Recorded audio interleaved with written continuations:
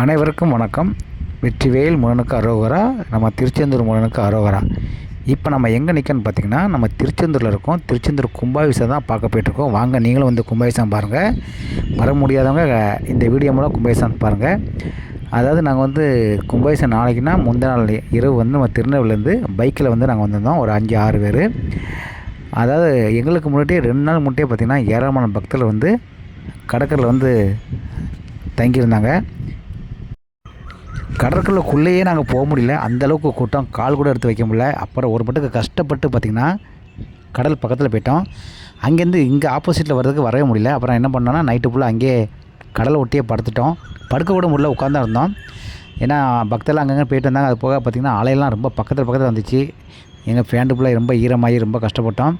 எப்படியா இருந்து நம்ம கும்பாபிஷேகத்தை கண்டிப்பாக பார்த்துருன்னு சொல்லி விடிய முழிச்சிருந்தோம். கரெக்டாக 5:50க்கெலாம் பார்த்திங்கன்னா சூரிய உதயம் வரவும் பார்த்திங்கன்னா கும்பாபிஷேகம் இருந்தது. அது வந்து உண்மையாக காண கிடைக்காத ஒரு காட்சி. சூரிய உதயமும் நாங்கள் பார்த்தோம், கும்பாபிஷேகம் பார்த்தோம். நீங்களும் அந்த வீடியோ கண்டிப்பாக பாருங்கள் ஃப்ரெண்ட்ஸ், சூப்பராகும்.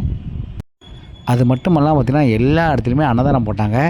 அதாவது வயிறு பசியோடு வர்றவங்க வெறும் வயிற்றோட போகக்கூடாது அப்படின்னு எல்லாத்துக்குமே அன்னதானம் சிறப்பாக பண்ணியிருந்தாங்க. அது உண்மையாக அவங்களுக்கெல்லாம் கோடான நன்றி.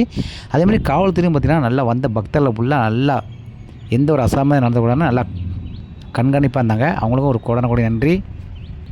இங்கே பாருங்கள், கூட்டத்தை பாருங்கள், எவ்வளோ கூட்டம் இருக்குன்னு பாருங்கள், பயங்கர கூட்டம். அப்புறம் பார்த்திங்கன்னா கடற்கரையில் வந்து கும்பாபிஷேகம் முடிஞ்சுட்டு நிறைய பக்தர் உள்ளே இறங்குவாங்க. அதனால் பாதுகாப்பாக இருக்கணும்னு ஒரு 4-5 போட்டை அந்த பக்கம் விட்டு பக்தர்களுக்காக அவங்களே ரொம்ப நேரம் போட்டில் நின்றுருந்தாங்க. அதையும் இந்த வீடியோவில் நீங்கள் பார்க்கலாம். அது நல்லா ஒரு சிறப்பாக பண்ணியிருந்தாங்க. சூரிய உதயம் வந்துட்டு ஃப்ரெண்ட்ஸ், இப்போ பாருங்கள் கும்பாபிஷேகம் நடக்கும்.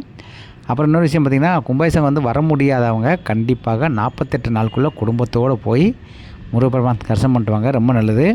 இங்கே மட்டும் இல்லை, பழமை வாய்ந்த கோவிலில் எங்கெல்லாம் கும்பாபிஷேகம் நடக்கும் அங்கே உங்களால் போக முடியல அப்படின்னா ஒரு 48 நாளுக்குள்ளேயாவது கண்டிப்பாக போய் எந்த கோயிலில் கும்பாபிஷேகம் நடக்கோ அந்த சாமியை போய் தரிசனம் பண்ணிட்டு வாங்க, ரொம்ப நல்லது.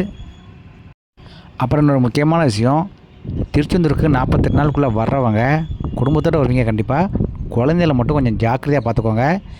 ஏன்னா குழந்தைகள் வந்து நம்ம கடற்கரையை பார்த்தோன்னா உள்ளே இறங்கணும்னு ஆசைப்படுவாங்க. ஆனால் நீங்களும் கூட அவங்க கூடயே இறங்கி அவங்கள குளிப்பாட்டிட்டு வெளியே கூட்டாந்துருங்க. அவங்கள மட்டும் ஒத்தையில் விடாதீங்க. பாதுகாப்பு தான் முக்கியம். ஏன்னா எந்த நேரத்தில் கூட பார்த்திங்கன்னா உள்ள அலை வந்து உள்வாங்குது. அதை கொஞ்சம் கவனமாக இருங்க. ஏன்னா திருச்செந்தூர் உள்ளே போனோன்னே நாமளே நம்ம மறந்துடுவோம். அப்பேற்பட்ட ஒரு இடம் அந்த இடம். அதனால் பிள்ளைங்களை கண்டிப்பாக பத்திரமா பார்த்துக்கோங்க. கவனம் ஃப்ரெண்ட்ஸ், கவனம்.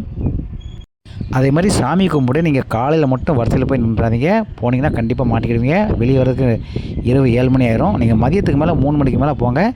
ஓரளவுக்கு 8 மணிக்கே வெளியே வந்துடலாம். ஏன்னா அதுவும் விடுமுறை நாட்களில் கண்டிப்பாக போகாதீங்க, கூட்டம் அதிகமாக இருக்கும். ஓகே ஃப்ரெண்ட்ஸ், வெற்றிவேல் முருகனுக்கு அரோகரா.